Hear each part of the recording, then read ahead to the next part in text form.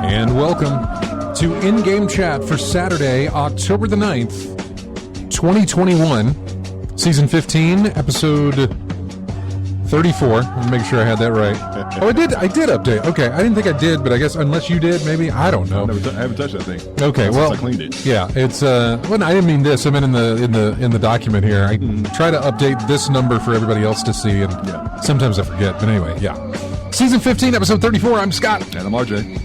Wendy is not here. Wendy told me to tell you, RJ, hello. Oh. And also told me to tell everybody else hi, that she's sorry she couldn't be here. Our schedules are not the greatest this week. Well, today and I don't know. Next week, I hope she's here next week. But I have station responsibilities. You have a bunch of station responsibilities. I have station responsibilities. We talked about that last week. Which requires me to have to do something much, much sooner in the day than when we get here to the show. So, it's the fair. I have to go to the fair. So, yeah. I don't necessarily blame her for wanting to stay home. It was hot out there. But it's actually supposed to be really good weather next week. Anyway, welcome to the show.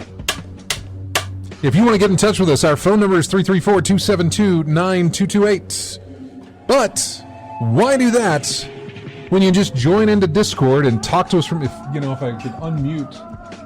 There we go. Now if you're in Discord, you can hear us. So yeah, if you join us on Discord, you can just talk to us. But you can call if you want to, 272-9228. Check out ingamechat.net for all the links to get in touch with us. Ingamechat.net, scroll all the way to the bottom. It has a link to our Discord there. You've also, I hope that still works. Discord's weird on their linkage. But there's a link to our Discord there. I'll check that and make sure it still works, he says, and like 3 weeks later he'll get around to it. You can also, call in. You can also send us an email, everyone at ingamechat.net. You can find us on Facebook, Twitter. You can tweet us. That's fine. We don't mind it. Email us, everyone at ingamechat.net. We're streaming right now on Twitch. Twitch.tv is the address. Go there, type in in-game chat, you'll find us. But again, if you go to our website, go all the way to the bottom, boom, there you are, and you'll see us on TV, your computer. You can watch us there. Live while we broadcast. We got a chat room set up in there. Wow, it's already, look at it go. Already got people in there. Drunk Degenerates, Bama Brian. There's Wendy. She's hanging out. Hey, Wendy. We got new emotes for chat since we enabled, what is it? Two-factor authentication. Two-factor authentication is what we enabled, and it gave us some new little, I don't know, icons, emotes, or something like that. So yeah. What else do we have? Yep, Wendy's a new mod. Lethal Migraine is in there. Nabokov fan hanging out, which is good to have him. And AC Wraith hanging out as well. So there we go. Welcome to the show.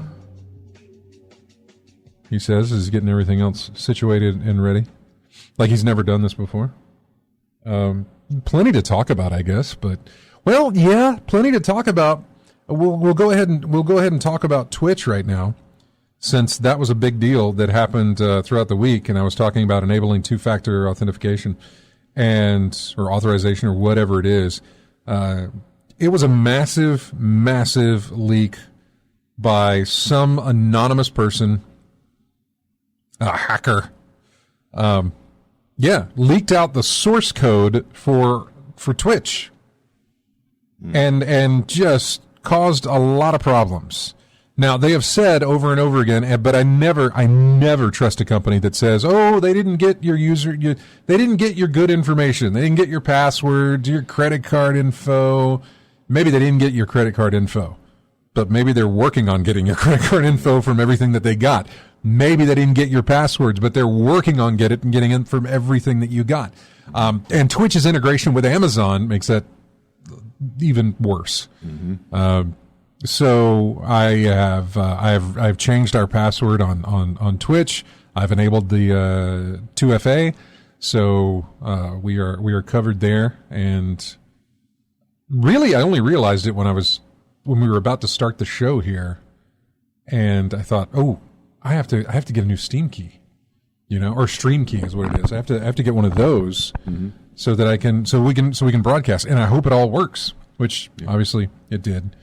But so regardless of what a company says, you go when you hear something about it being hacked, first thing you want to do change get all your stuff changed and situated right then and there. Change change password, get it done. Yeah, because I know it's not. It sucks. It always sucks because you're trying to get. I just realized we're coming in really hot on that machine up there. So I'm gonna knock the volume back a little bit. That didn't do anything, did it? Wow. Okay, there we go. I do apologize about this. I wasn't looking at. Oh, also we've switched some things over. Things have changed here. That I hear. Yeah. I don't know what that looks like on the camera. By here I mean like we moved some mic cords and did some stuff here, and so maybe that's the reason that it's doing what it's doing. You did some changing in the studio, but that was the same. I think you mentioned before because of multiple setups that people have here in this studio alone. Yeah, we're going to be changing things every week. And I'll be honest with you, we're on the bottom of that totem pole for anything that needs to. What comes first is the weekly shows. Yeah. Then us. Not even really. So don't worry about it. You know that tier below bottom tier. That's we're way below there. Yeah, we're free.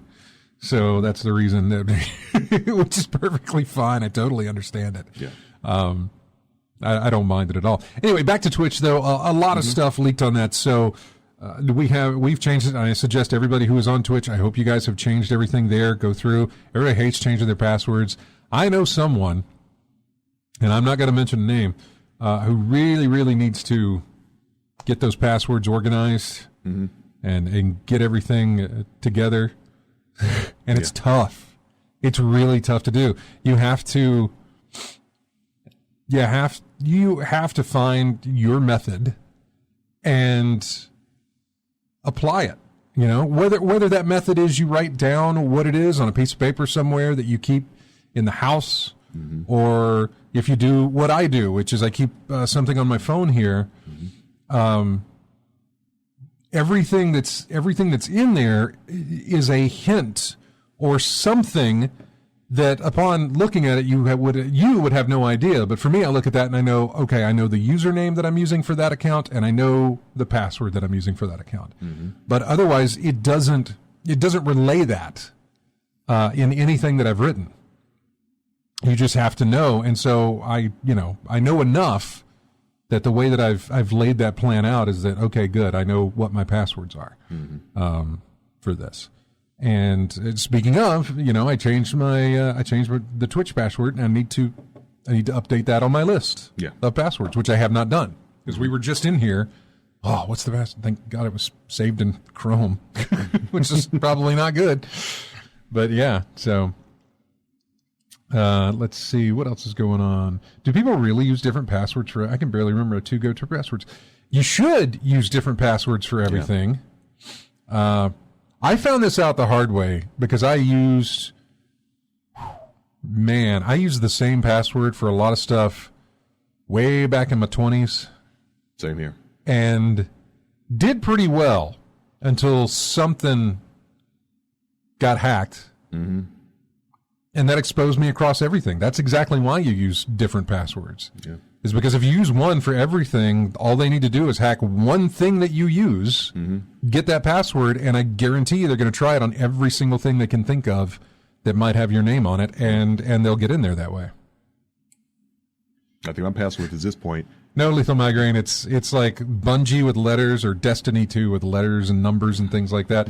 The D and then the 3, then there's a 5, and then T, and then 1, and then N and Y. It's not, by the way, it's not what I use. In my case, mine's just a bunch of gibberish at this point. I mean, it's not even a recognizable word. It's just a bunch of symbols and whatever just thrown together. Yeah. With a bunch of as many characters as it would allow me to put in there. Yeah. Because I mean, if I was asking my password right now, I couldn't tell you at all. I couldn't even think about it. I'd have to get it off my where I'm saving it. Yeah. That way.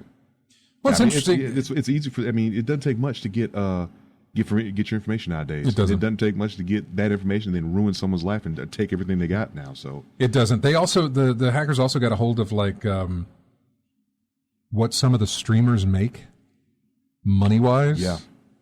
And it really, really showed off, what kind of money some of these streamers are pulling into the millions and stuff like that. I think a month, wasn't it? They pull out their monthly income. income. Oh my God! Yeah, they pulled up their monthly income somewhere the high six figures. Man. Yeah, and it was like it's a lot of stuff. And I remember seeing somebody tweeted something out talking about like. And I don't know the validity of it because I don't know who they were talking about. I guess some of the names that they mentioned in that tweet related to basically they were running a gambling site through Twitch type of thing, where you subscribe or you get the money or whatever the case may be, and then your name's not necessarily in a contest or it's put into. I don't remember what it is, but it was. Like you legit stream games and you make that happen. That's good. But then I remember somebody on YouTube got busted for this as well because it was basically some kind of underage gambling that they were running. Yeah, too many people have access. Oh yeah, they don't have the age verification, which is what the top streamers that I saw were doing actually. Some of the and it was a few of them. It wasn't a bunch. It was only like maybe 3. There may have been more.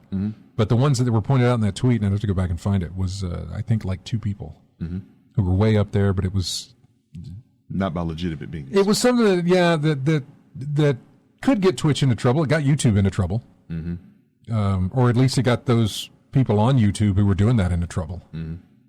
So they may want to look at that. But yeah, big hack on the Twitch. So. Get those passwords changed. Before we get heavy into the news here, let's talk about what we played, and I'm going to hand it over to you, RJ. Well, outside of GTA Online and MLB The Show, I played a bit of R-Type Final 2. Got back into that. They remade one of the stages to Final that was on PS2, I believe. Yeah, 2. And I was going through that, and I was bringing up all these old memories of some of the most deadliest enemies that the Battle Empire has to throw at me, and I was trying to get through that stage. So I was having a good old time with that. And outside of that, I've also finally got one of my games off my backlist, Guilty Gear Strive. I started playing the story mode of that. Oh, I was about to say, yeah. It's a fighting game, though. Yeah. And I know they have... Some fighting games have stories, and I guess some do, some don't. Some do, some don't.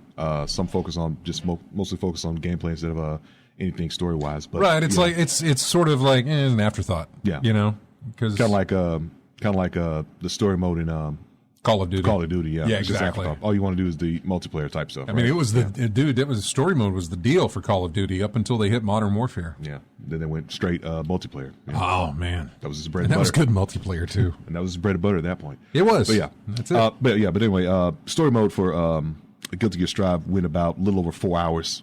It was just a straight storytelling thing.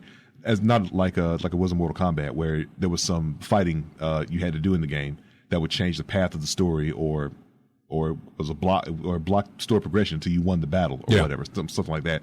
It was just a straight story going throughout. But there was something that really got me about the game when I started playing it. Remember how we talked about load times that you don't even think about them much really nowadays until they're noticeable. Yeah. Really noticeable, right? Well, in Guilty Gear Strive's case, it was really, really noticeable how long it took to get from startup to the intro screen. Mm-hmm. I mean, it took minutes, literally minutes before it got there. Something with the online network aspect it was trying to configure. But I thought that was maybe, since it was the first time I played it, maybe it was the first time hookup, something like that. Maybe it'd get all the settings straight and it'd be fine from then on. That wasn't the case. The second time I loaded this game up, it was the exact same amount of time waiting to get from startup to intro screen. It was a minutes long wait, and I think they're trying to patch the issue and resolve it. But I don't think I bought the game. I don't think I played for 3 months, so it's been a minute. So wow, this has been going on for at least that much time, and you're just now getting around to it. I don't know what's going on, but I thought something like that would be fixed pretty quickly, pretty immediately. But and this was on what system was this on? This PS4? is on PS4. I'm curious if you ran that on PS5, if it's compatible to do so, and maybe it is. I don't know, but if you were running that on PS5, if their NVMe, their memory would make it go faster. Maybe, but I was saying this thing was like configuring to like network something with network. Oh, so maybe not. Yeah, but yeah, that's pretty much what I've done this week. GTA, MLB The Show, R-Type Final 2, and Guilty Gear Strive. All right. For me, let's see. Where do I want to? Well, not that I played a bunch. Yeah, I got up this morning. I played Destiny. What little I could, because again, today's been a busy day. Yeah, busy day. You know, it's. I left the house at like 10:30 this morning, so normally we don't leave until like 1. Yeah. 12:30 or 1, and so I had to leave today at like 10:30 to do everything that I had to do. So didn't get a lot of time in with Destiny. I think we're doing some stuff tonight. I may still do that. I may back out. I don't know. But raids again. they were throwing up. There's an option to run a raid or to run a Grandmaster Nightfall.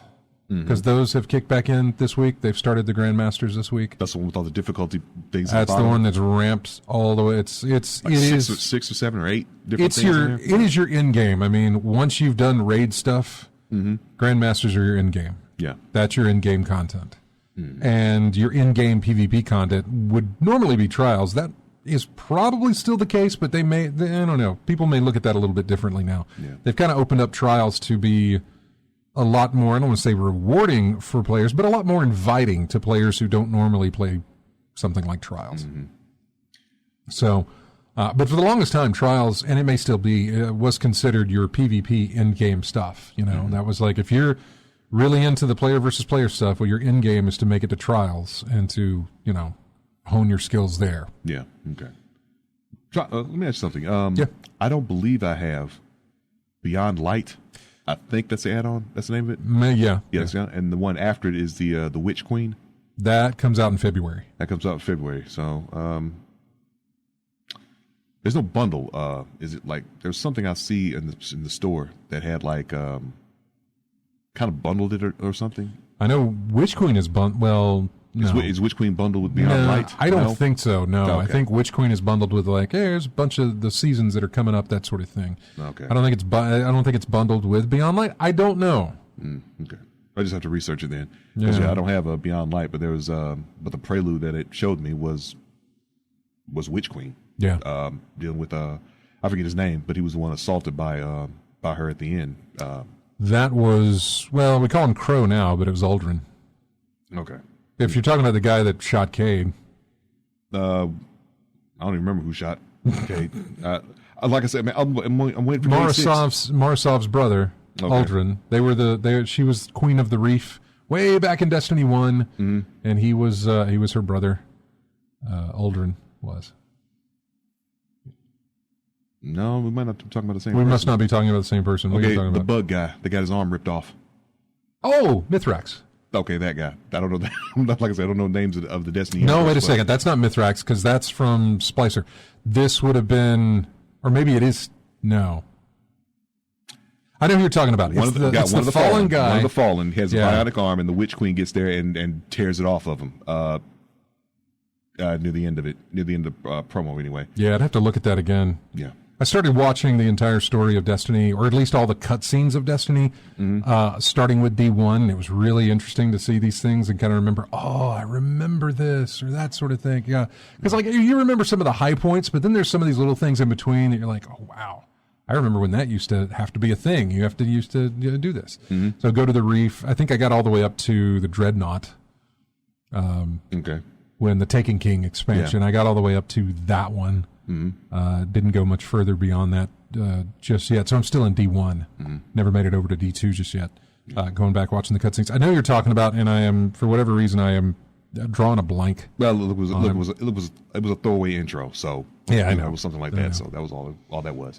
But yeah, Beyond Light I haven't picked up yet, and now we have Witch Queen coming out February. You said February 22nd. Yeah, so it's going to be a minute. So we'll see. I'll just do the research and see what I can see up there. Yeah. See what you can look at. Get used to all the other changes that made there. I'm still trying to get over my character's hair being turned white for all of a sudden. I don't know what that was. All my other characters are fine, but for him, it's like the Titan is now solid white hair. I don't know. Well, we're going to take a break before I come back and tell you a lot more about my week that started right after last week's show. And I'll go down the timeline of everything that happened last week, leading all the way up to this morning, actually. And I'll explain everything right after we take this break. All of your music today was curated by Wendy, who is not here. But she went around and found spooky tunes, because it's October, and that's what we do in October. We play spooky video game tunes. The odd thing is, the interesting thing, I don't necessarily want to call it odd, but the interesting thing is where she found some of her music from. And I really wish she was here to explain it. Because yesterday was just a massively rough day. I didn't feel like working on anything. She had gone through and picked out 10 tracks and said, hey, these, wrote them down for me. And then this morning I got up and said, okay, I'll work on the music. She handed me the list, and I just do it one by one. I don't even go looking down the list to like see what she's got. I'm just like, okay, this one, type it in, get it, good. Type it in, good. So I come across this one, this one's coming up first here. I was like, you know what? I wouldn't have expected to find spooky video game music in Uncharted, but she did. I have no idea how she came across it. Maybe she typed it in, or maybe she'd looked for it or something like that. But this is called Unwelcome Guest. It's from the first Uncharted.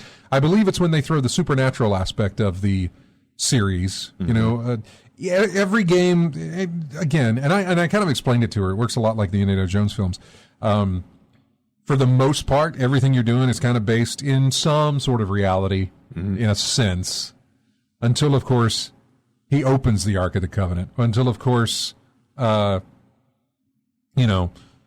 rips a guy's heart out and he's still alive while the heart's beating or whatever in Temple of Doom. And, of course, everything from Crusade. And then, of course, Crystal Skull, if you even want to bring that up. There's always reality-based and then a nice little flip near the end that is completely supernatural. And Uncharted is no different. All of those games, you're good. And then it's like, oh, supernatural element, or something like that. Magical, supernatural, something, whatever. We're going to go down that road. Okay. Except I don't know that happened in 4.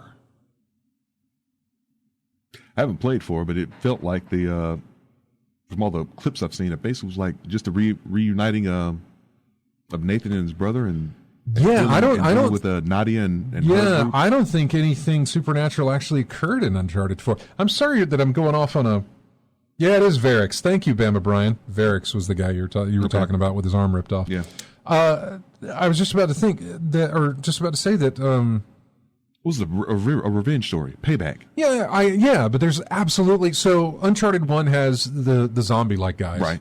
Uncharted 2 had the whole Shangri-La with the big blue men and everything else. Uncharted 3 had another lost civilization that you find and destroy by the end of it as it all collapses. And then there's Uncharted 4, which started with Amy working on that and then completely got scrapped and started over from with the guys from Last of Us, who are, I mean, Last of Us you could say is very reality based, except for the main enemy, but it's a little quirk, but nothing exactly supernatural. Right, it's not zombies. Well, you know, they still kind of act the same as, I guess you would say, zombies, but Possessed. Yeah, something like that. They still tried to find some sort of scientific reasoning as to what this is, where you don't have that in the other games. But Uncharted 4 is those guys, and I don't think they turned to the supernatural. They could have. It's been a long time since I played that game. It has been a very long time since I played that game. So, but I don't mind. That's perfectly fine. But this is when everything goes up, if you know, everything turns around here. It's called Unwelcome Guest. It's from Uncharted. It's just it wasn't something I was expecting. It's kind of like when I found that one track from Donkey Kong Country. Yeah, well, we've said before, it doesn't have to be a scary game to have scary music in it. Like you can, if you can put your mind into a different mindset of what you're listening to and not relate it to the game that it came from. Especially when it's Donkey Kong Country, you're like, kid's game, I get what this is. But if you put your mindset into something a little bit different, the music can mean completely new things. Anyway, I've talked long enough about this. We'll be back with more of In-Game Chat right after this.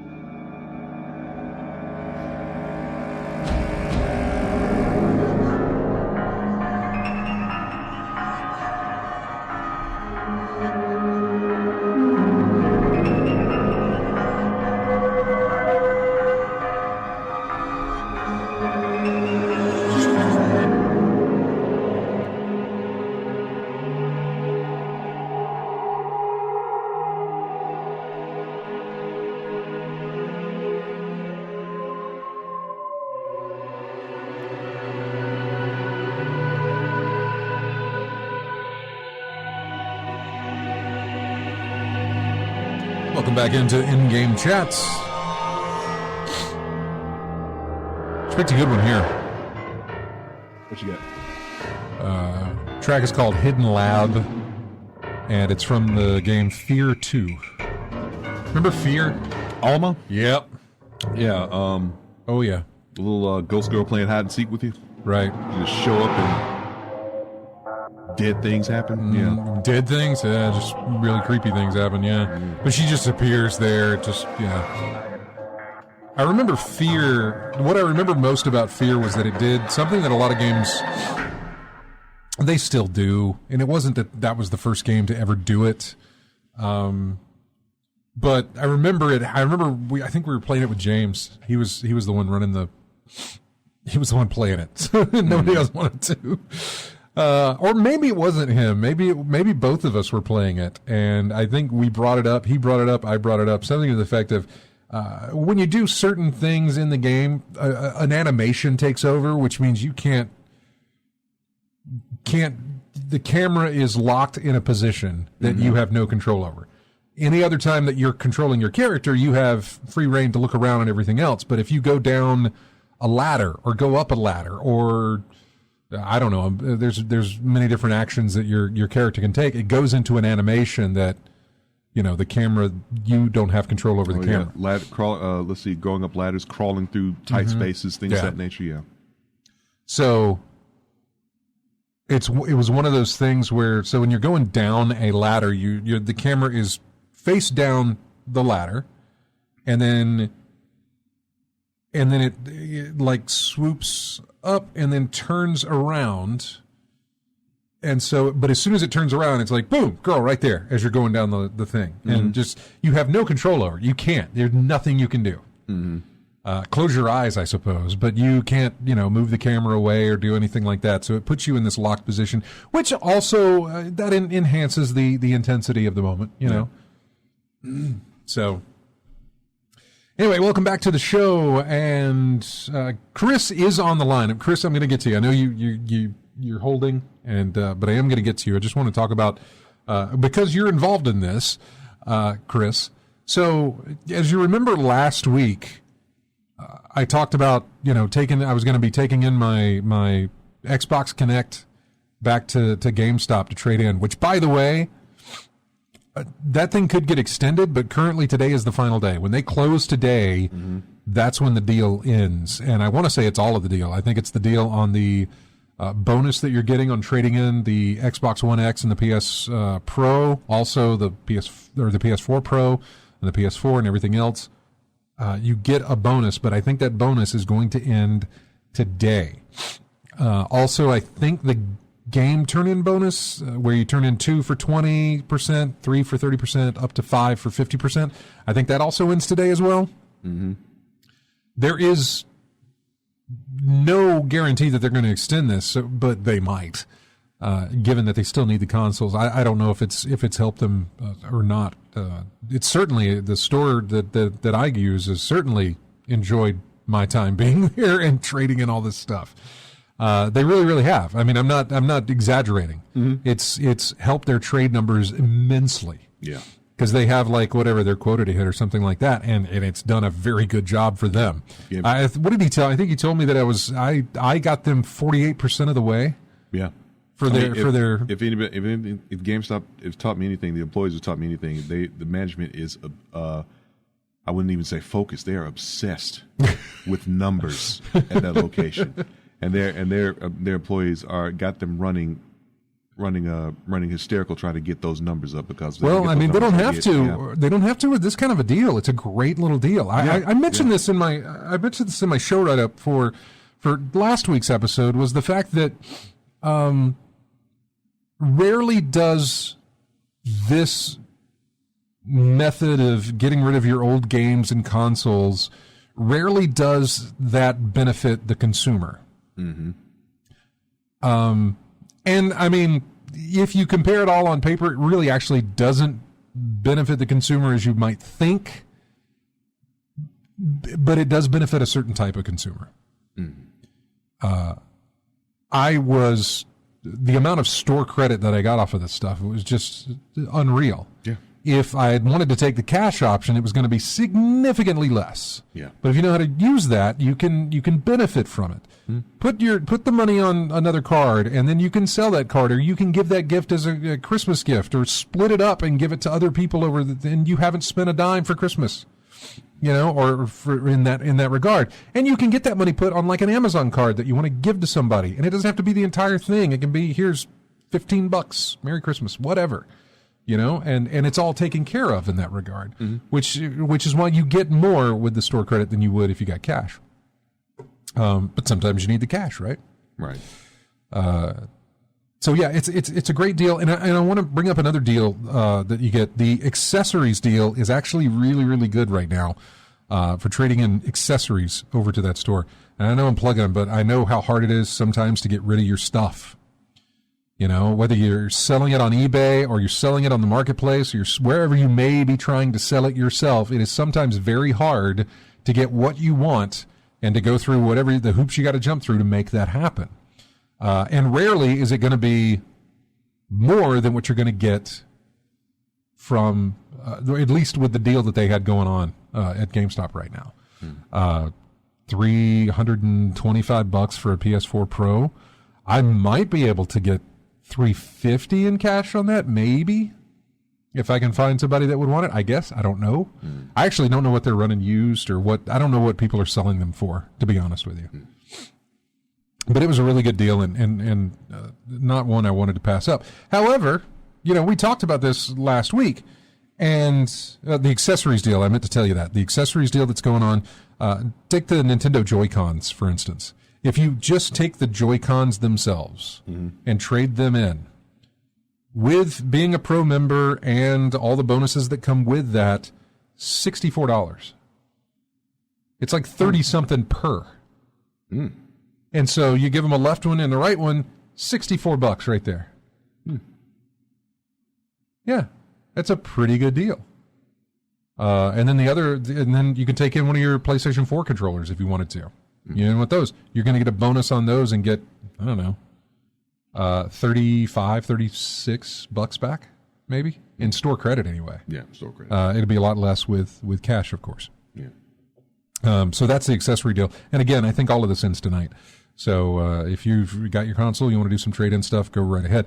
Now, last week I was talking about that on this show, and Chris hit me up and saying he was interested in purchasing the Xbox, the OG Xbox One that I had. He's on the phone, and we're going to talk to him. But legit, I went home. I got everything back, and I want to talk to him, make sure everything was good. It should be good and working order and everything. But I don't. You know what? I don't. Yeah, I set up a dummy account. I did. Okay. I was about to say I don't think I wiped. I don't think I wiped that console, Chris. But I do remember setting up a dummy account there, so I think we're good. But he came out, he bought the machine from me, and I think he got some games out of it too, because I had some games to trade in as well, which I did. I took more games, and I can't remember how many there were. There weren't that many, but I got $260 in trade credit, just from I don't know, I think it was 9 games. It may have been 8 games. And that was it. I brought 10 because I wanted to do the whole 5 here, 5 here. But they would not take back Dead Rising 4, or it wasn't a part of the deal or something like that. Dead Rising 4 got very, very minimal amount. They wouldn't take back my copy of, it was a Call of Duty game, but it also came with that Modern Warfare remaster. Call of Duty Infinite War, or I don't know what it was called. But he said, yeah, there comes a time when they have too many of this, and they no longer take. I'm trying to think of a reason why, because they're not old games, so why would they not, I guess. When you start looking at games like Call of Duty and your sports games that go bad after and I don't even, I think they stopped sports titles altogether. I think they stopped trading on those. I don't remember. But some of your Call of Duty, some of your bigger popular titles, we got plenty of these. Yeah, we don't need them anymore. With sport and multiplayer games like that, I can see that. But Dead Rising 4, I mean, yeah, it's not that they didn't take it. It's just whatever reason the promotion wasn't being applied to that specific game. That specific game. Yeah. Okay. And I didn't know what it was, but I was like, sure. I think I gave a copy of that Call of Duty thing to Chris, and he also got my Fantasia game that was Kinect only. Because I don't think I figured they probably didn't take that, Yeah. Why would you take a Kinect game? Nobody's doing the Kinect stuff, So he did that. That was fantastic. I did the game trade, and while I was there, they didn't really talk me into it, but they said, "You want to put down for a OLED Switch?" Sure, why not? You got the credit. I have so much of the credit. Yep. So much of the credit. Oh, by the way, I was on eBay looking at the the prices for the PS4 Pro. Yeah, it varies across the board, but roughly around $375. About $300 to $400. Yeah. Really, used? Used. Well, used. Yeah. Because brand new, I think they're $400. Yeah, some people are going. I'll just say they're being a little ambitious with their brand new prices. I thought brand new was $400, unless of course these are hard to find as well. I don't know. I really haven't tried to shop for. Hard to find, but I think we said last week their GameStop supply of PS4 Pros and last gen systems were dwindling anyway. Oh, no. Those stores, yes. Yeah. That's for pre-owns? Yes, of course. Yeah. But I'm not sure about, like, big box stores or Amazon. Can you go on Amazon and buy a PS4 Pro right now? Mm-hmm. Well, something that was interesting in here, someone is trying to sell a PlayStation 4 default, not the Pro, for $2,000. There's nothing special about it at all. Are you sure? Don't see anything on Are you there. sure it's not one of those 500? It's the 500th million. Well, the 500 million one was a PS4 Pro, but that was 1,000. This is just a PS4. Then they're trying to get $2,000 for it. It's probably got PT on it. No, it looks like a plain PS4. Like I said, ambitious. Looking up Amazon right now. I am looking up Amazon. Is this shipped and sold by Amazon or see. no? Who is this shipped and sold by? PlayStation 4 Pro terabit console, 41 options ranging from $350. Yeah, that sounds about right. Slim, then you got the Slim ranging from $477. My point being is that I don't see any PS4 Pros on here that you can buy like right now. Right. Outside that are just. Yeah, no, there's not. Mm-hmm. Something that is just from, sold by Amazon, that sort of thing. I don't see that it's available. Maybe they are hard to come by right now. Mm-hmm. Maybe I should have tried to sell it with cash. Anyway, I'm fine. Don't worry. I'm totally fine with this. I don't really like necessarily to sell my stuff. And if I do, I don't like to jump through a lot of hoops to do it as well. This was perfectly fine to do what I did. So yeah, I put in for a Switch OLED. I have said on this show probably as early as last week or the week before last that I'm not going to get a Switch OLED. It's just a screen refresh. It's a screen difference. Why do I need this?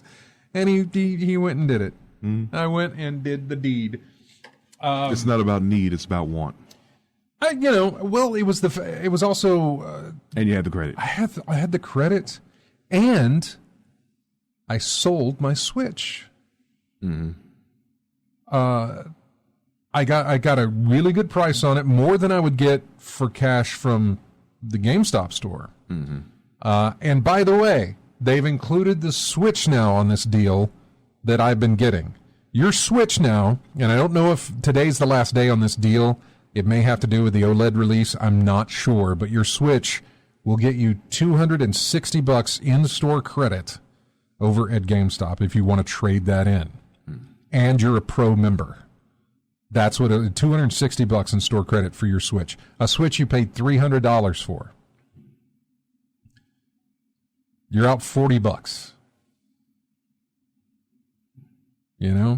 Technically, store credit though. And it's store credit, but that can be converted. That can be converted to Amazon, and then you can sell that gift card if you would like. Mm-hmm. You can make cash out of store credit. Mm-hmm. So long as you can buy cards of some sort, you can make cash out of store credit. It doesn't have to be an Amazon card. You can put it on an Xbox store card, a Microsoft store card, or a PlayStation store card, or a Steam card.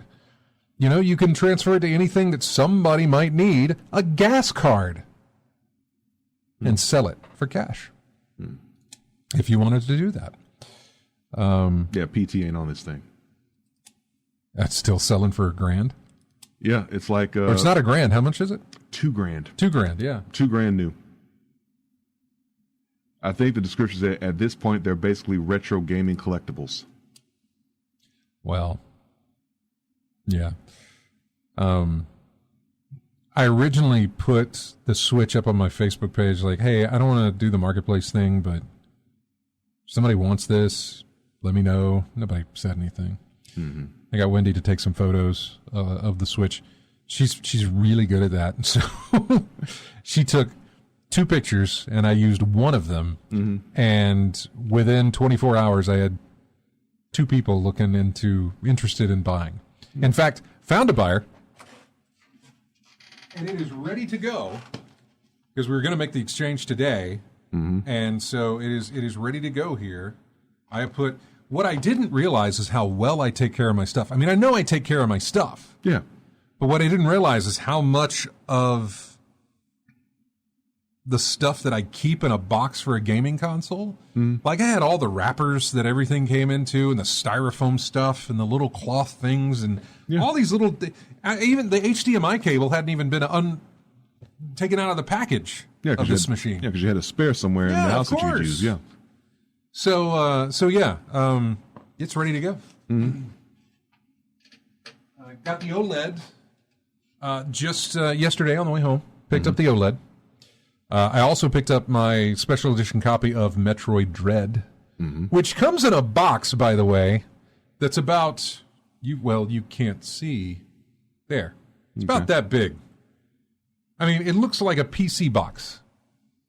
You know, remember the old the PC game boxes? Yeah, PC game boxes. I got a bunch of them hanging up sitting up at the house. Whole lot of boxes, whole lot of boxes, a little bit of game. Yeah. Well, look, have you seen the Switch cartridges?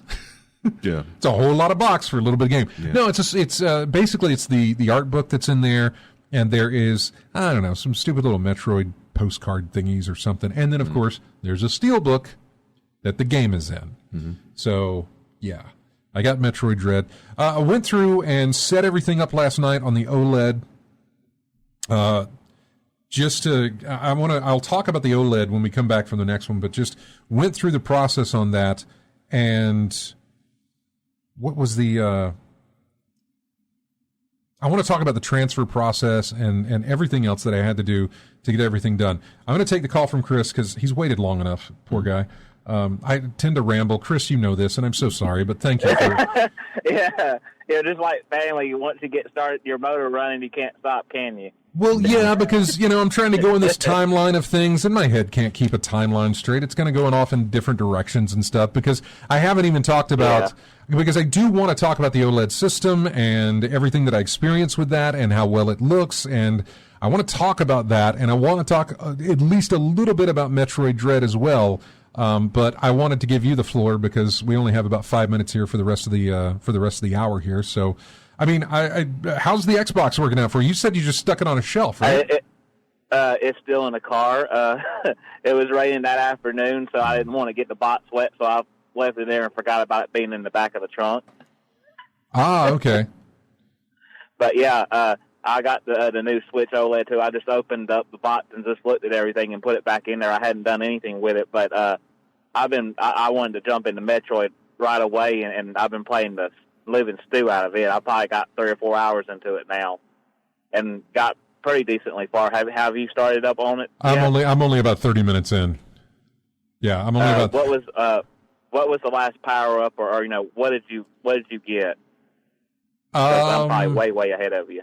No, I guess the most recent significant thing that I've done is, I got my arm cannon turned into the ultra cannon so I could kill that one robot. Oh, so that's where you got to. I'm a little bit past that point. Okay, yeah, I'm way ahead of you. Yeah. Oh, I'm sure you are. Yeah, but take your time. It's challenging. When you come across those enemy robots, if you get cornered, don't even try to block them. It's next to impossible. It is impossible to block those things. Get away from them or stun them. Out of all the attempts that I've tried and died from them, besides the intro where they show you how to do it, where it was part of the tutorial, I've only been able to do it twice. Right, I got it through the tutorial. I haven't. I've faced another one as well, and I've died by its hands many times. And I have tried to do that, and I haven't nailed one yet since the tutorial. Yeah, it'll be one of those 0.5% or 1% chances out of everything you encounter with them. Yeah, but you got your OLED Switch, right? Yeah, I got one with the color controllers, but yeah, that's the only thing they had in stock at the moment. So I accepted that, and that's fine. Yeah. But yeah. I'm thinking about swapping everything over to it, and then eventually playing on it too. Okay. Yep. When you do that, well, I'll give you some. I want to give you some tips. You probably already know what you're doing.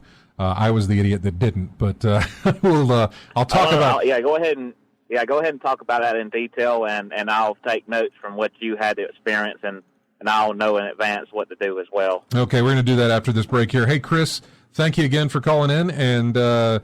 We'll talk again, buddy. All right, we'll see y'all later. All right, take care. Take care now. All right, bye. Bye-bye. Yeah, we do need to take a break here. And when we come back, I'll go over, my thoughts on the OLED thing, which there's not going to be much to talk about as far as that. I mean, it's a screen refresh, and that's basically it. There's a little bit of a body refresh, but not much. And so I'll talk about that, and I will talk about a little bit about Metroid Dread. And I do want to talk about the process of taking your information on one Switch and moving it to another Switch, and how that whole thing happens. And things you should know before you do that, when you do that, and after you do that. Things that I only discovered, I would say, the hard way, but it wasn't so bad. I'll tell you about it when we come back from this break. Music here from Resident Evil 4. You played that? No. Oh, 4? 4. That's the, remember, that's the one, that was the one that was so interesting because they kind of took the whole, zombie side of things, or whatever they were doing with 1, 2, and 3.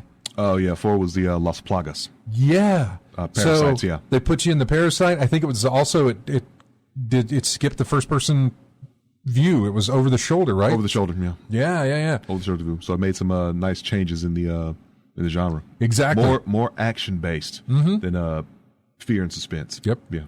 And a pretty good port on the Wii, I think, from what I remember. But yeah. Duke Fruckham says, I just replayed Resident Evil 4, does not hold up. I don't know why it doesn't. I just remember that being one that I was really, really interested in. Never did play, but I was really interested in. Among all the other Resident Evils, that was the one that I was very interested in. And by the way, when I say all the other Resident Evils, I mean everything before, 7 and 8 that have been recently done, Yes. 1 through 3, okay. 4 was when they made the change. 5 has his moments in there. I think 6 is generally known as the mistake. Yeah, 6 is a mistake. Yeah. 7 and 8 is current run of the current form of Resident Evil. That's what it's going to be. So yeah. Well, I think they're doing a trilogy of it. I believe 7, 8, and 9 are supposed to be a trilogy of some sort. I believe that was the case. So, anyway, this is from Resident Evil 4. It's called, is it Ganado?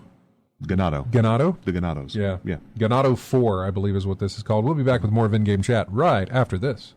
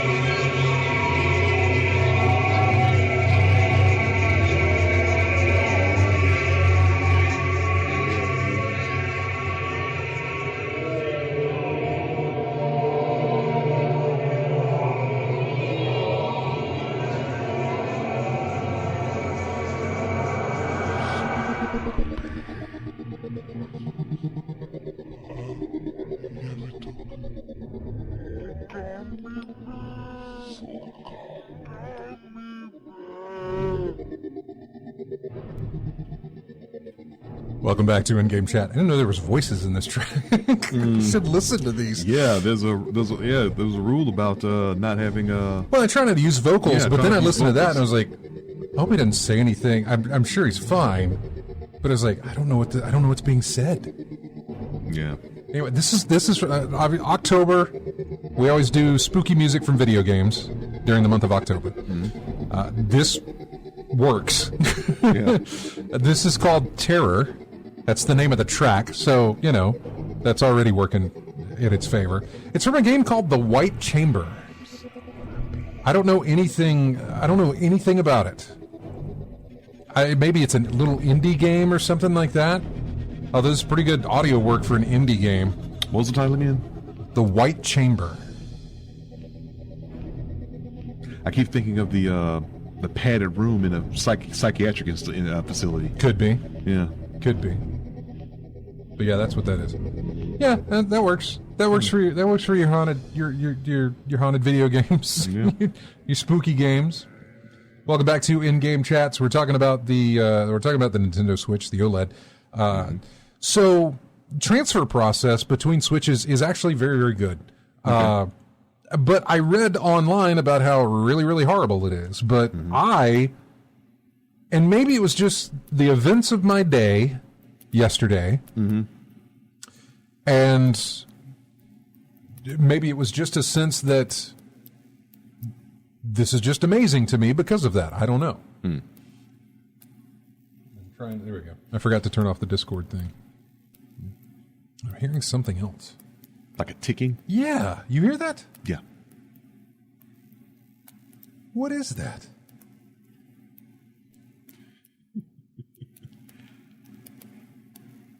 Never fails, folks. Never fails. Okay, it's coming out of your mic. Yeah. There, it's coming out of yours. So anyway, welcome back to the show. So the OLED screen is really, really nice. I mean, it's an OLED. If you have an OLED at all, I mean, if you've used an OLED television set or anything like that, you know these things are really, really, really nice. And the Switch screen is no difference on the OLED. You do notice that it is a bigger screen. And at first glance, the whole body of it, with the Joy-Cons not attached to it, but the whole body of the Switch feels or seems larger. It's absolutely not. I took the Joy-Cons off the regular Switch as I was doing the transfer process, and we put them up next to each other. It's the same. It's the exact same, but for whatever reason, and I don't know why, but for whatever reason, it gave a sense that, oh, this is larger. But no, it's just the screen real estate is the larger, is the bigger aspect of it. Yeah. They just took what you already had and pushed it to the edge of what you had.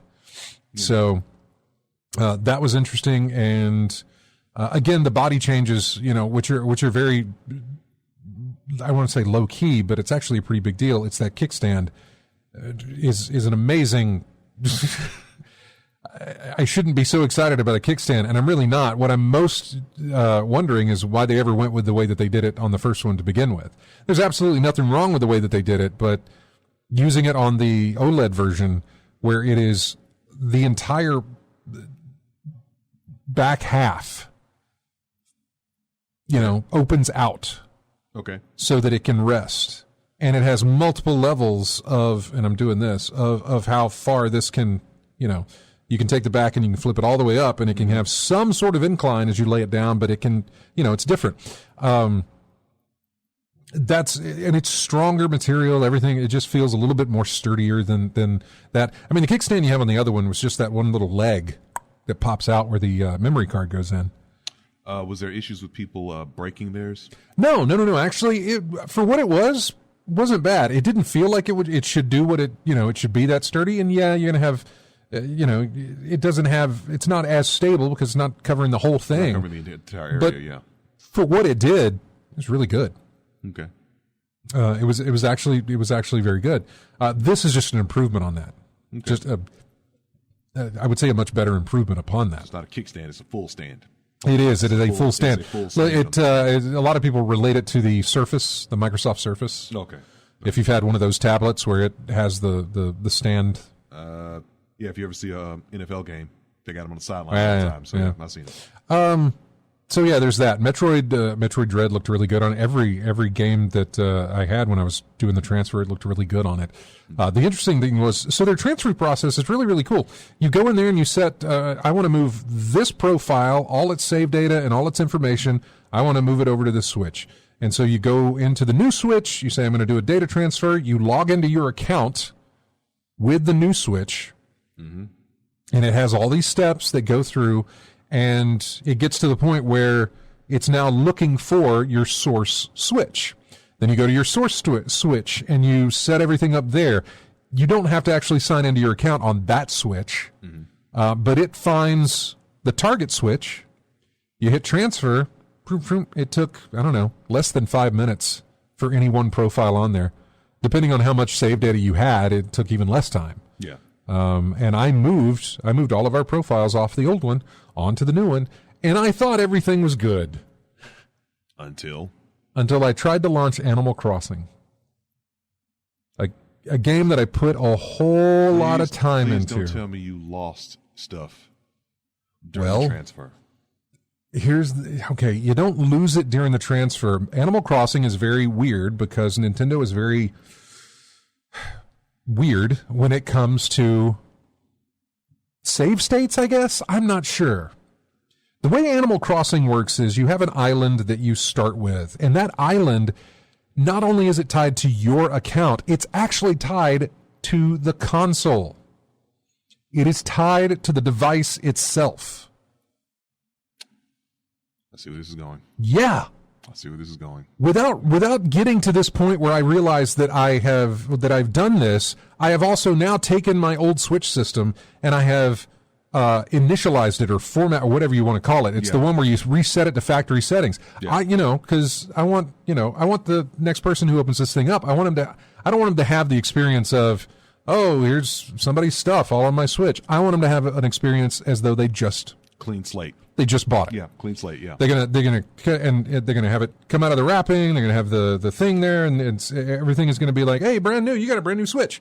I don't. That's what I want. Yeah. So I did all of that to make sure that was going to be the case. And so then I have my Switch OLED, and Wendy's there next to me. She's like, you should look at Animal Crossing on that thing. And I was like, yeah, I'm going to do that. So I signed into her account on Animal Crossing, and I pull it up, and it starts the intro screen of like you're getting a new island. I thought, that's odd. So I go to my save games on the memory card, and I do not see Animal Crossing anywhere. I go online to switch to the online store or whatever to go to my profile to find everything that's attached to my profile. Animal Crossing is not on it anywhere. On mine, on hers, does nothing. It's gone. It's gone.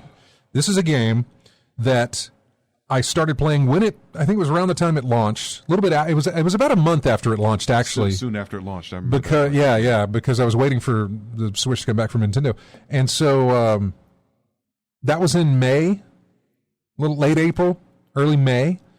Played it.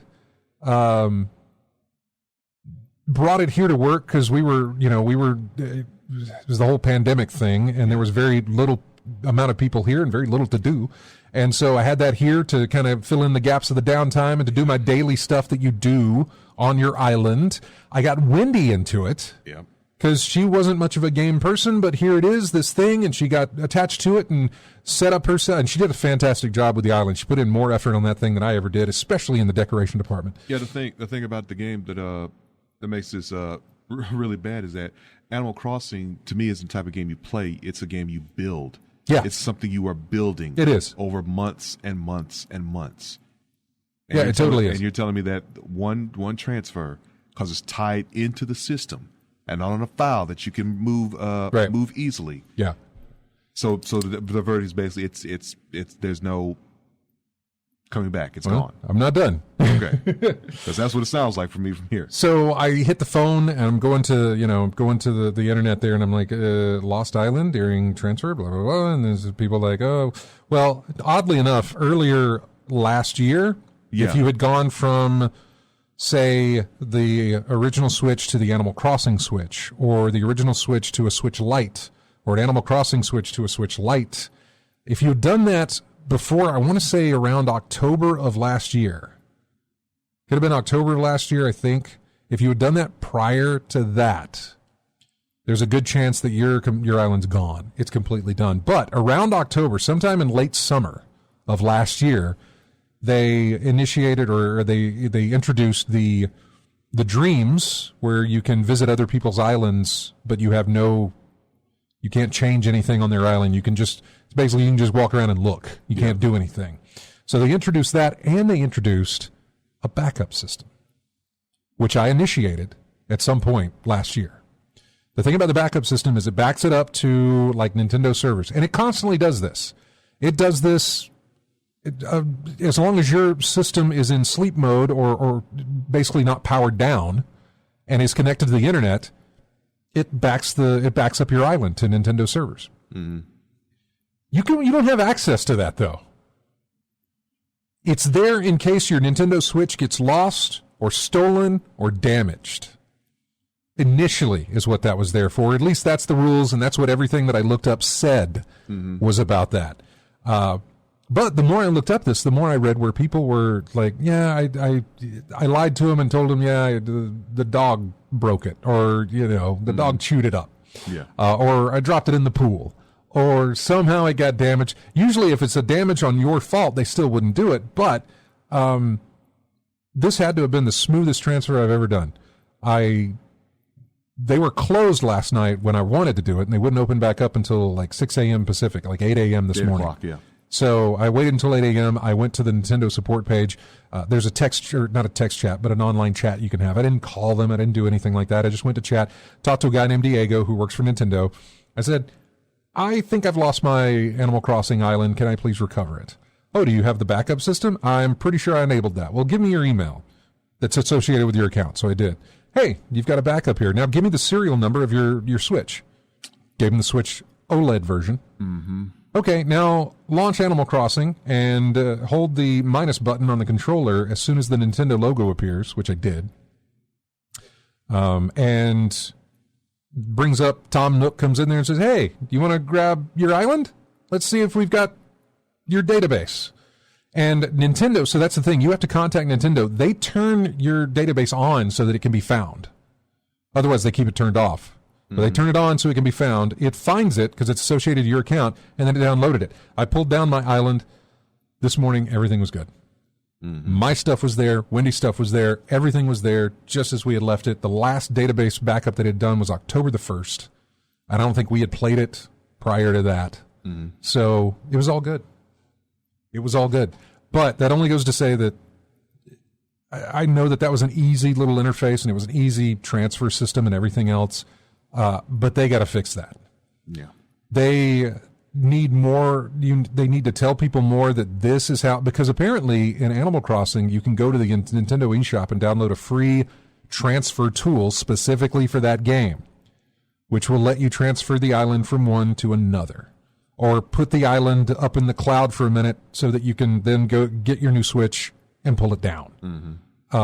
It's really, really, I don't want to say contentious, what I'm trying to say. Convoluted in some way, but going through Nintendo support was the easiest thing in the world. However, you wouldn't have to have worried about that if I had known to do this ahead of time. Yeah. I didn't know that. I thought your game save was your game save was your game save. But that's not the case with Animal Crossing. And apparently Pokemon on the Nintendo Switch has also got something with that. And I don't know which version of Pokemon or whatever.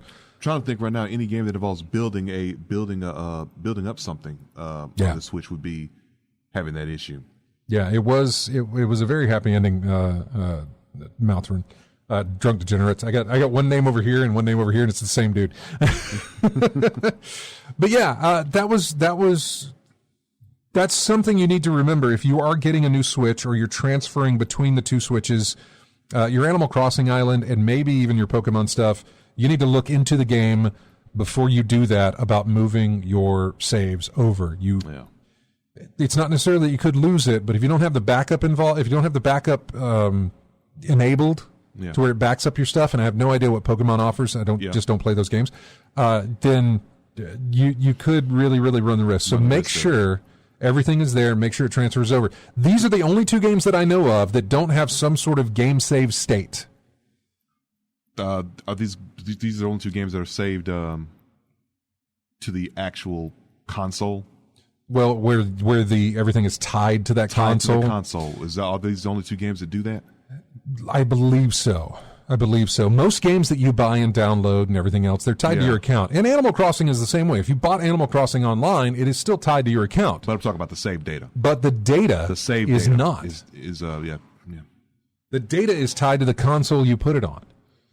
It's not the best, and I guess Nintendo realizes that, given how easy it was to get that transferred this morning. Yeah. But still, you shouldn't have to go through that. But yeah, all the other games were fine though. Yeah. Oh yeah, everything else was good. Everything else was good. Yeah, but what I'm asking is the save data for all those other games, they're not tied to the system. No, they're tied to your account. The account. Okay, yeah. Like it should be. Yeah. Because it makes sense. I know you're asking me, As though, like, it's not, because it sounds weird, because it does sound weird. It shouldn't be that way. So, yeah. But Diego from Nintendo Support, thank you, buddy. Lifesaver. Shout out to Diego. I know. He was really nice. MVP. He was very nice. As far as Metroid Dread is concerned, I told you I only played 30 minutes of that. Yeah. Oh, man. Was it a good 30 minutes? It was a good 30 minutes. Good 30 minutes. It was a good 30 minutes of Metroid Dread, buddy. Oh, man. Let me tell you. That was nice. Okay. That was nice moving around, especially when you go to the rooms with the Emmys, and the Emmys are the EMMIs, and there's a whole thing of like what that means, I don't know what it is, but anyway. Enemies? Enemies would be a good one. Yeah. But there are these robots, they're only in certain sections of the game, like before you walk in through that door, you know what's behind it, because the doors signify, this is an Emmy room you're about to walk into. What, the door color, it glows or something? Yeah, or? the door, it's got a different, you know how Metroid is. I don't actually. Oh, well, never mind. So, it was another one of those well-known titles that I've never played. Heard of, but never actually played. Oh, buddy, you got to play some Metroid, man. I think you would like it, actually, just out of the difficulty part of things. Yeah. Okay. The way you like your difficulty, especially these Emmy sections. Mm-hmm. The Emmy sections turns out to be is basically I wouldn't call them stealth, because they will find you. Mm-hmm. It is just not getting caught. It is basically a rush. Once you enter that door, it is very, very critical that you find the next door to get out of there. So standing still is not an option. No, you can stand still, actually. But basically, as soon as you come in, they're somewhere prowling around. I mean, yeah, but when you say rush and get there as soon as possible, I'm like, if they're going to rush, they're going to find you. You can walk. You might be able to walk, but I think they can still hear you. I think it's more of a sense of, again, I've only put in 30 minutes. I'm only in my first room where this applies. All right. And so and that's where I left off last night. But no, I got through that room. But you go through it, and they're searching for you, and if they see you, they're going to chase you down. If you can kind of get out of their sight, they'll still continue to look for you, and they'll send out sonar that can hear you and know your location. And if they get a ping from that location, they will check there, but you need to move from that position. Of course, the more noise you make, they'll just ping you again and find out where you're at. So it's basically you've got to get out of there. There is, and Chris talked about this, there is and somebody's actually calling. I'll put them on hold because I don't have a phone answer. Wendy's not here. But you can do a quick time event or just, it's basically a counter. Yeah. When something like flashes on the screen, you got to press the button at the exact time. But the timing is very, very tight. And I was only able to do it during the tutorial. I haven't been able to do it. How tight we talking about here? Like fraction of a second would be wrong? I would say even less. Nearly impossible. You can do it, but it is nearly impossible to do it. Does QTE change on you? I don't know. No. It's still just one button. Just press X right when the thing flashes, and you can counter. That's it. But if you don't counter, you're dead. It's a one-hit done. Okay. You're dead. You have to start again. Okay. From the checkpoint. So, but the game looks good. It really pulled me in. I mean, it's Metroid, man, and I haven't played a Metroid game in a long time. I played plenty of Metroid likes. Axiom Verge being the best one that I've played that isn't actually Metroid. But I haven't played a pure Metroid game in a long, long time. Probably since the Wii with Metroid Prime. Okay. Prime 3 or Prime 2, I don't know. But it's been a long time. So does Dread do for Metroid what Sonic Mania did for Sonic the Hedgehog? Possibly.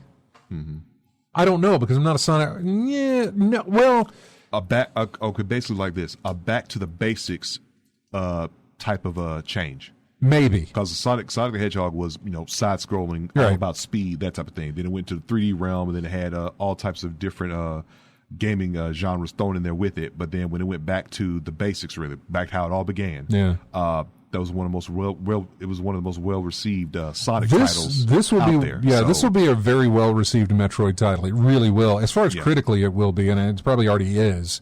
But like he says in the chat room there, Drunk to Dinner, it says if people want more Metroid, they better buy this one. Well, we know they're already working on Metroid Prime 4. They had to scratch everything from that and start over to work on that. It'll be a long time before we get that. Like I said, the last Metroid game I played was Prime. Mm-hmm. That was specifically built for the Wii, or was it the GameCube? That was the GameCube, wasn't it? No idea. Let's see. Metroid Prime 4? No, just Metroid Prime. Okay. Because I think I got the Metroid Prime trilogy. But I want to say that was GameCube. GameCube and Wii. Yeah. I think 1 and 2 may have hit GameCube, and then 3 might have come out on the Wii. So I know I played 1 and 2. I don't know if I played 3. But those were... I want to say those were kind of self-contained in the sense that they were doing something different. They had first-person mode. It was a first-person shooter in a Metroid game, which was something not normally done. You had the GBA versions of Metroid. You had Fusion. You had Other M. You had plenty of different types of Metroid games. Is this the one that had the had one of the scariest game over screens in video gaming? Isn't it? I don't remember because I think it was the 3D 3D Metroid that had it like that. Maybe it did. Yeah. I don't remember that. The game over screen? Yeah, I don't remember. Pretty so bad. If this is a game I remember it being, then yeah. It was the worst game bad. over screens I remember is everything they did to Lara Croft in the Tomb Raider updates. Like the recent Tomb Raider, the 3 Tomb Raider games, the most recent 3 Tomb Raider games. Shadow of the Tomb Raider. Oh, they just beat her up, man. Oh yeah, they beat her up, and if you died, it was usually something horrible because you missed like a QTE. Like I remember there being in the water there, and if you missed a QTE, like a branch went right through your throat. Yeah, it's just brutal. Let's see. Limbo's another one that has brutal deaths, even though it's in black and white. Yeah, you don't need much for not a lot of detail, but you just the lack of detail. Because the lack of detail forces you to use your imagination. Yeah, you got to think about exactly what happened. Yeah, that's why. Yeah. We need to take a break because we're already here. We need to take a break, and when we come back, I will hit some more stuff here. I'm sorry I went long on that, but yeah, everything is good with the Switch now, the OLED, and so that just to wrap up that whole story there, I'm happy with it. That Metroid Dread is so good. Metroid Dread worth the purchase alone. I would say that right now. Except that tie-in with the system thing. But I also got that with store credit, so what do I say? All the credit. So much credit. Here is music from... You played the Siren games? Siren Blood Curse? I've got them. I don't think I played them. I think it was like free, and I picked it up. It was free for PlayStation Plus members, I believe. Yeah. This is Siren Blood Curse Desolation is the name of this track. Remember, October, spooky music. We'll be back with more of In-Game Chat right after this.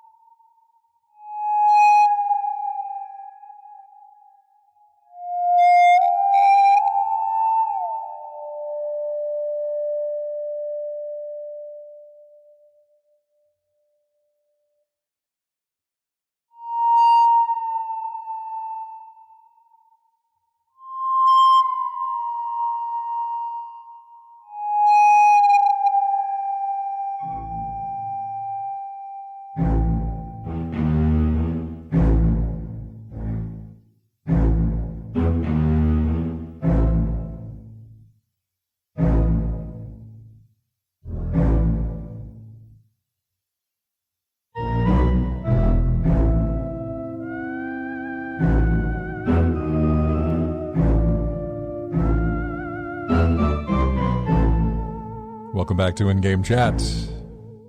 Sounds like Conker's Bad Fur Day. Nintendo property. Yeah. Well, it's Rare, but yeah.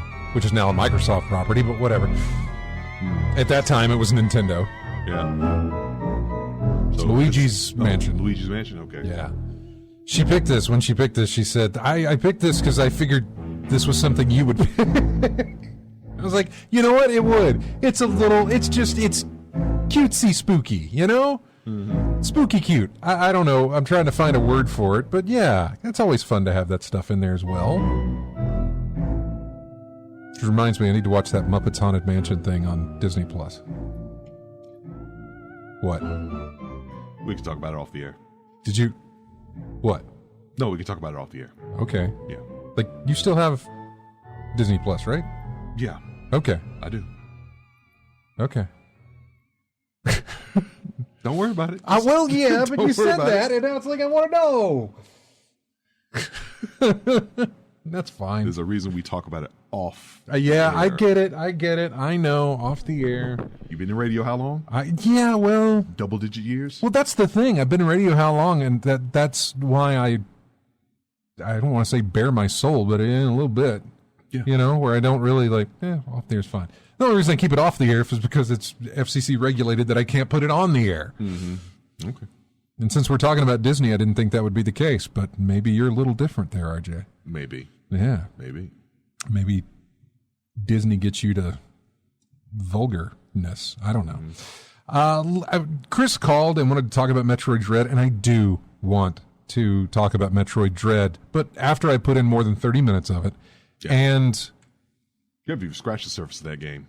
No, not at all. Yeah. But the other thing was that I haven't even scratched the surface of anything that went on this week because I talked way too long about the Switch and the Dread and everything else. And the transfer. Which, by the way, I love the way Nintendo does their transfers. Let me just say that. Their save data and user data stuff, that's perfectly fine. And I know it can be done just as easy on any of the bigger guys like the Microsoft or the Sony, because you can just put everything on a thumb drive and move it over from system to system. Works just as easy that way. But this thing, to see my account go from one Switch to another Switch and everything be there, outside of Animal Crossing, I thought, well, that is just the coolest thing. Even though it would be easier for them to just allow you to switch. Figured I'd do that.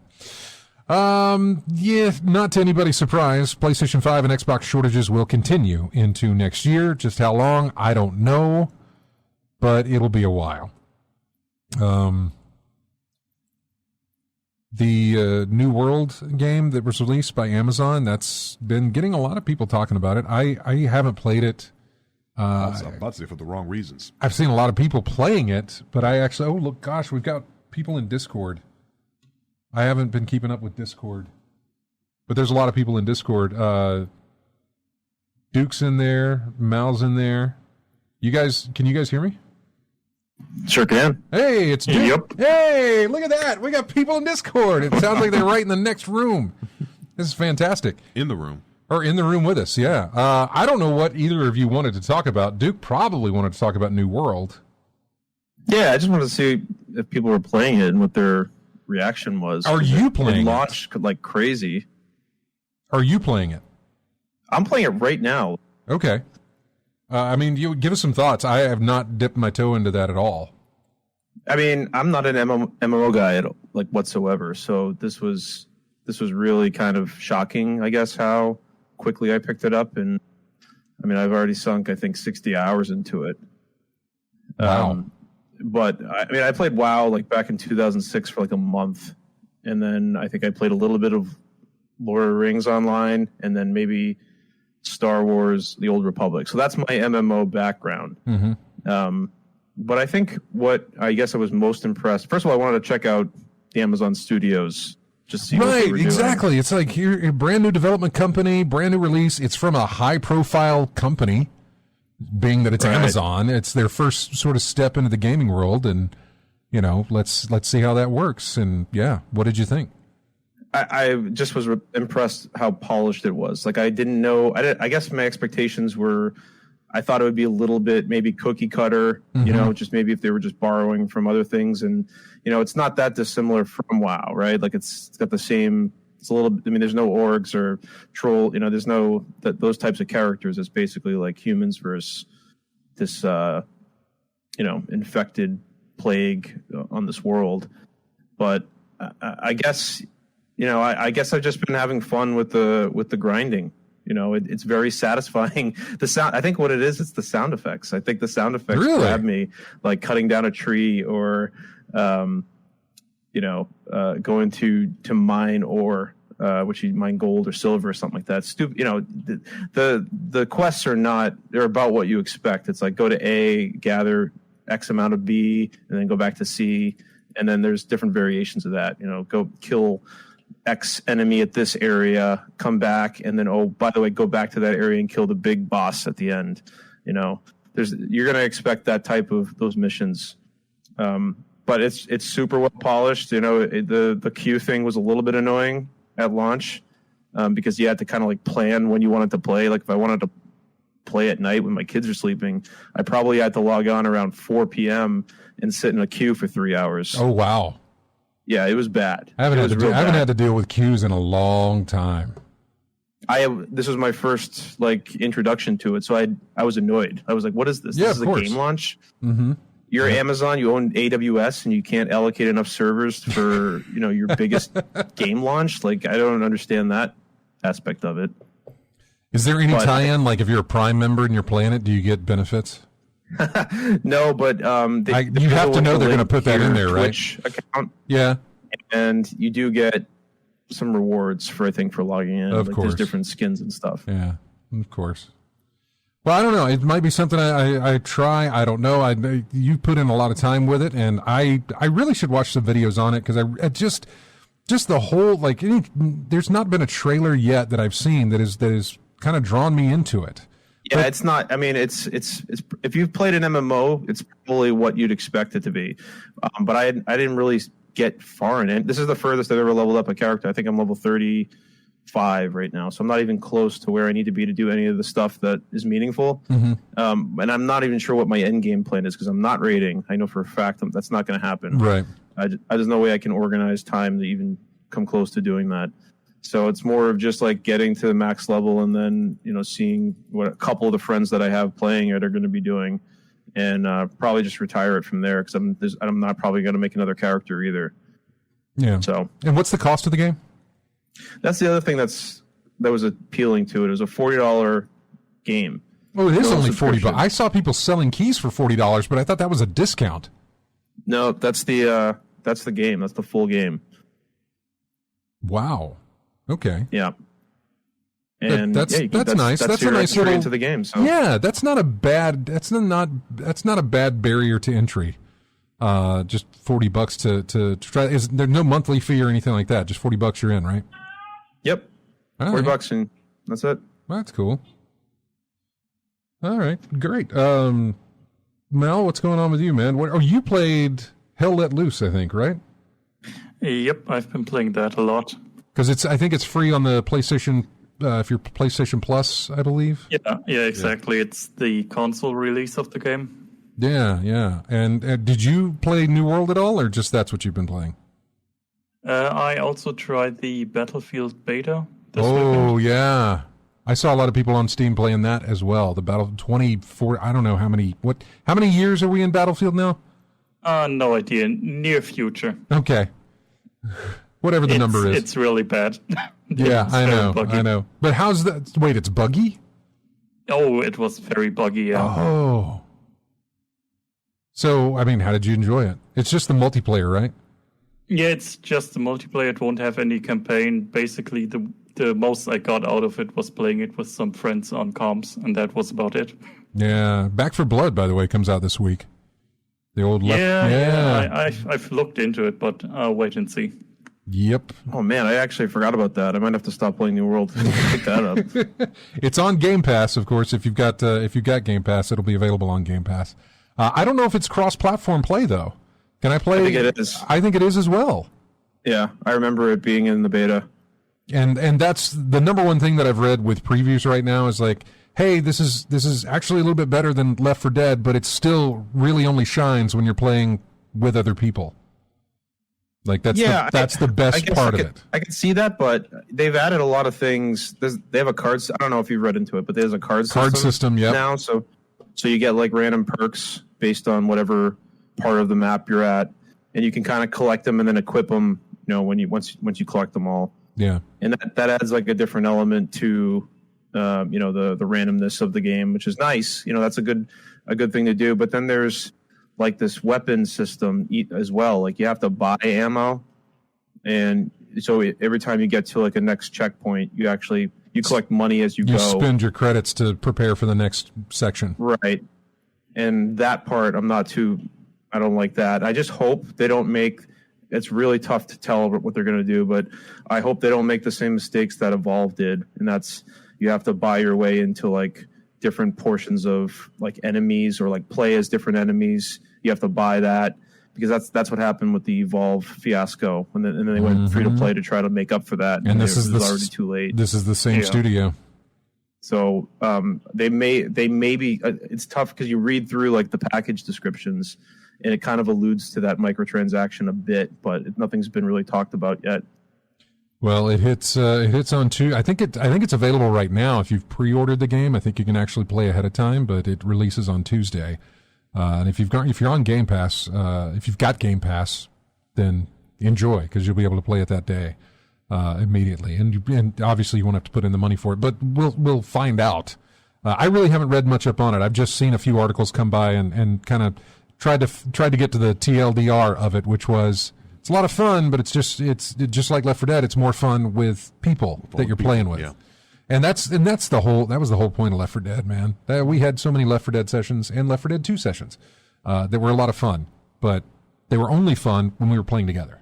Mm-hmm. So that's something I'll look at in the coming weeks as well. And well, guys, I appreciate you guys joining us here on the show. Thank you so for the Discord as well. I do appreciate Thanks for having us. Now, Mal, was there anything else that you wanted to talk about? Just basically wanted to put out a recommendation for Hell Let Loose. Yeah. You said though that it only really works when everybody's working together. Yeah, it's you know they call those games milsim games. Yeah, military sims. Yeah, it goes a little bit in that direction. It's not like an Arma, but it's at least more simmy than Battlefield or COD Everywhere. Mm-hmm. And you really got to work together as a team. Is it strictly multiplayer, right? Or is it team-based multiplayer? Yeah, you have a number of squads. You have a commander who can communicate with the officers in the squads, and the officers can communicate with the squad and the commander, and have their separate voice channels for the roles. Mm-hmm. It's very interesting. It's not a game that I've played. I think it's on my wish list on Steam, because I believe Nate was playing it way back when it was in early access.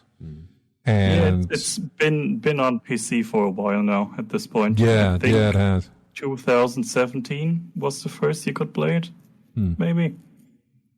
I was looking up, or maybe that was when the Kickstarter was. But yeah, it's been out there for a while. Yeah, it has. Yeah. What were you looking up? I was looking it up on Google. It says Hell Let Loose, a multiplayer tactical first-person shooter. So yeah, multiplayer there, but tactical. So communication is key. Yeah, I'm already thinking there with a tactical thing. Which I'm actually okay with. I like that. One of the best multiplayer. Well, it wasn't multiplayer; it was co-op. One of the best co-op tactical type games that we had fun with was SWAT 4, way back when. Yeah, me, James. It's funny you're bringing up the tactical stuff like late in the show, but I know we don't have probably time to talk about it. But did you see what Ubisoft announced this week? The Ghost Recon thing. Yeah, the new Ghost Recon free-to-play. Yep. Yeah. I mean, you can go into it. We don't have much time, but you feel free to go into it. I have the thing up here somewhere where I kept the news article about it.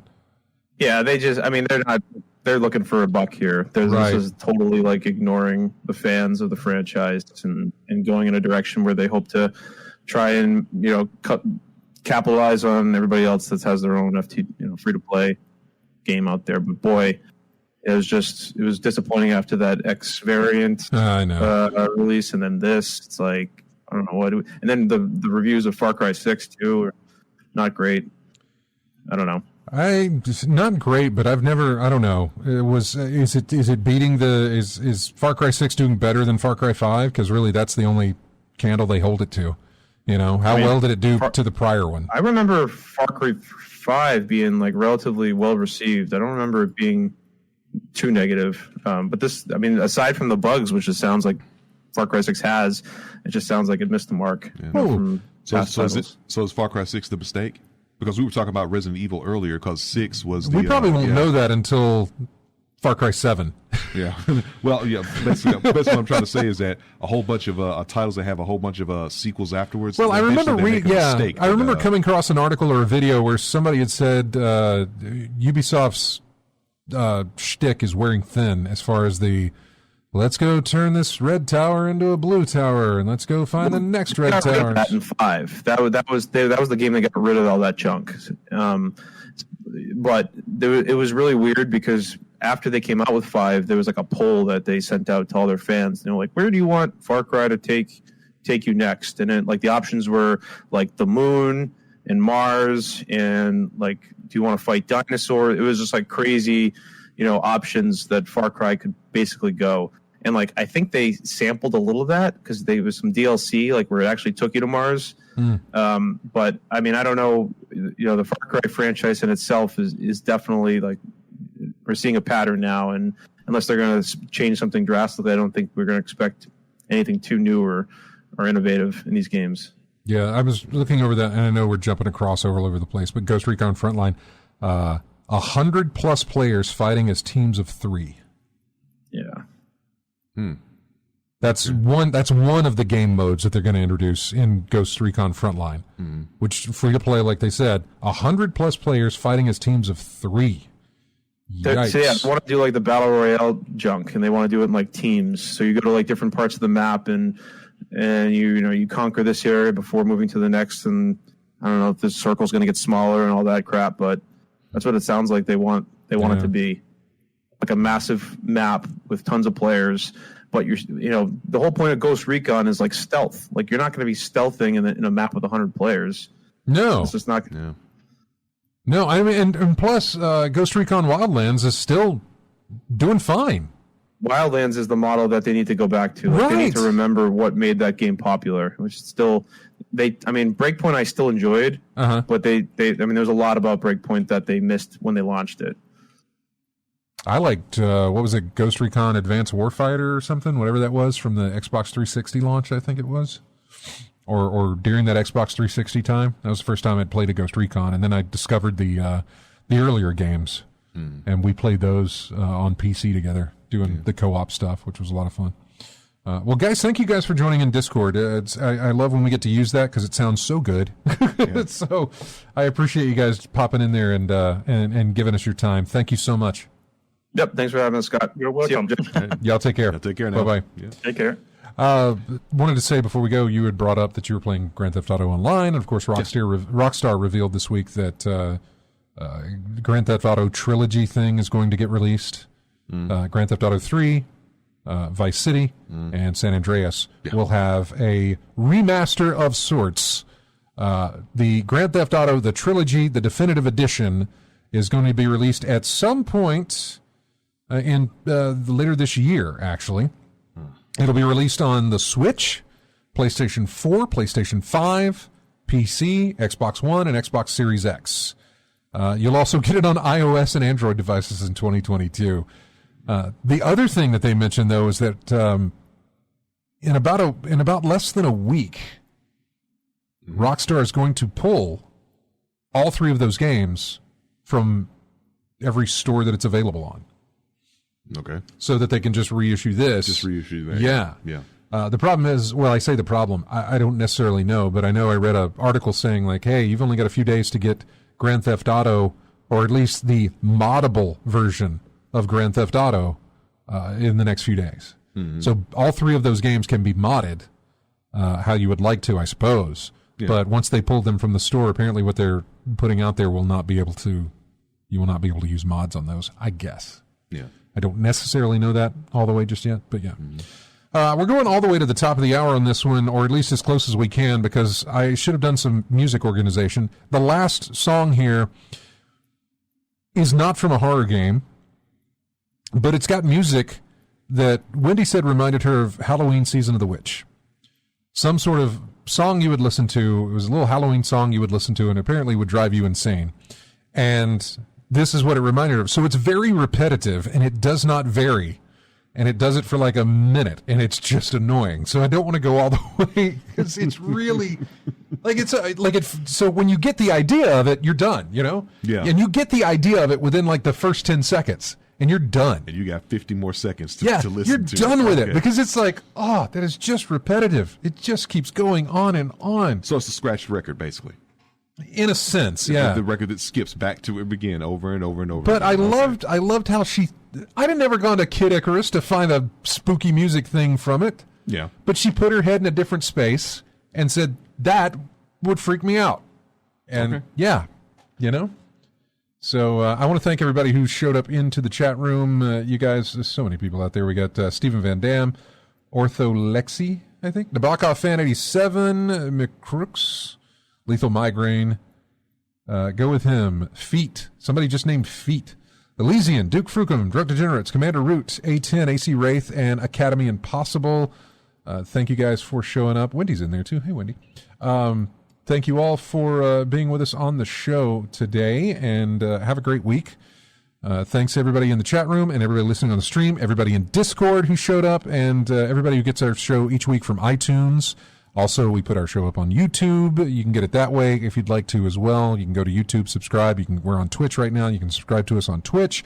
We've got a Steam group on Steam if you want to do that. We're just, Discord, please. InGameChat.net. Just go there, join our Discord. Have a fantastic week. This music comes from Kid Icarus. It is called The Mad Reaper.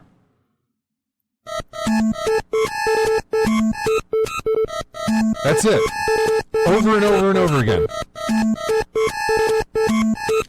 Anyway, that's our show. Bye.